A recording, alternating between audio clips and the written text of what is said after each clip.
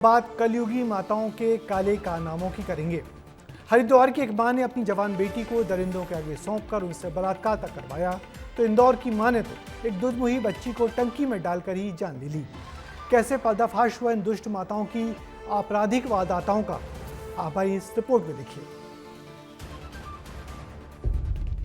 हरिद्वार के अनामिका शर्मा बीजेपी महिला मोर्चा की पूर्व जिला अध्यक्ष, एक ऐसी मां जिसने अपनी ही बेटी को दरिंदों के हवाले कर दिया। एक हैवान जिसने अपनी बेटी को कई बार जानवरों से नुचवाया। एक कलयुगी औरत जिसने मां के रिश्ते को तार तार कर दिया। हरिद्वार की अनामिका शर्मा शादीशुदा है।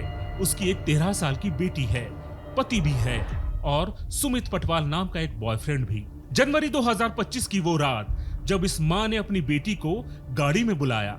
गाड़ी में शराब की महफिल थी, सिगरेट का धुआं था, साथ था उसका आशिक सुमित पटवाल और उसका दोस्त शुभम। अनामिका ने अपनी बेटी को मजबूर किया और सुमित और शुभम जैसे जानवरों के सामने फेंक दिया। ये सिलसिला यही नहीं रुका। आगरा और वृंदावन के होटलों के कमरे इस जिनसी दरिंदगी के गवाह बने। मासूम को धमकाया गया, कहा गया कि अगर किसी ने कुछ कहा तो तू और तेरा बाप दोनों जान से जाएंगे। हरिद्वार जैसी पवित्र जगह पर यौन शोषण का ये खौफनाक खेल जानकर आपका खून खौल उठेगा।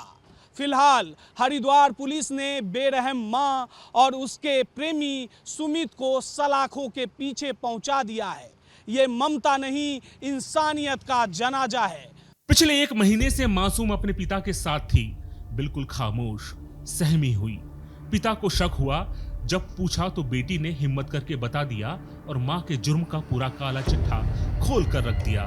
एक व्यक्ति द्वारा आके पुलिस को सूचना दी गई थी कि उसकी बच्ची जो नाबालिग है और उसके साथ उसी की मां और उसके एक मित्र द्वारा बलात्संग की कार्रवाई की गई थी। और ये बच्ची द्वारा जब अपनी मां को इस संबंध में बताया गया तो उसने उस बच्ची की इस पूरे घटनाक्रम को कंसील करने का प्रयास किया गया। फौरन मेडिकल जांच कराई गई जिसमें यौन शोषण की तरतीब हुई। फिर कोर्ट में बयान दर्ज हुए। पुलिस ने देर नहीं की और 4 जून 2025 को अनामिका शर्मा और सुमित पटवाल को गिरफ्तार कर 14 दिन की न्यायिक रिमांड पर भेज दिया।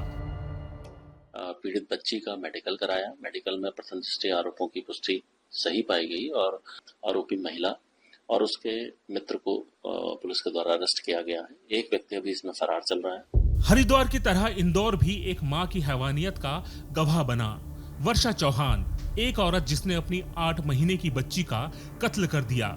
मासूम को मारा, फिर उसके शव को पानी की टंकी में फेंक दिया। टंकी को मोटर से ढक दिया ताकि कोई देख न सके, कोई सुन न सके। होद जो है जिसमें वो गिरी हुई थी वो ढका हुआ पाया गया और उसके ऊपर मोटर रखी हुई पाई गई। इससे पुलिस को भी संदेह उत्पन्न हुआ और इस पर जब क्रॉस क्वेश्चनिंग की गई, उस पर फर्दर क्रॉस क्वेश्चनिंग पे महिला ने स्वीकार किया कि घटना उसके द्वारा ही की गई है। पारिवारिक कलह बताया जा रहा है और उस महिला का भी कुछ इलाज चल रहा है, उसके कारण ये वाली घटना कारित की गई। वर्षा का दिमागी संतुलन ठीक नहीं था। पहली शादी नाकाम रही, दूसरी शादी अविनाश के साथ हुई, लेकिन उसमें भी रोज झगड़े होते रहे। बच्ची को गोद में लेने की बात पर अपनी सास से भी वो लड़ती रही।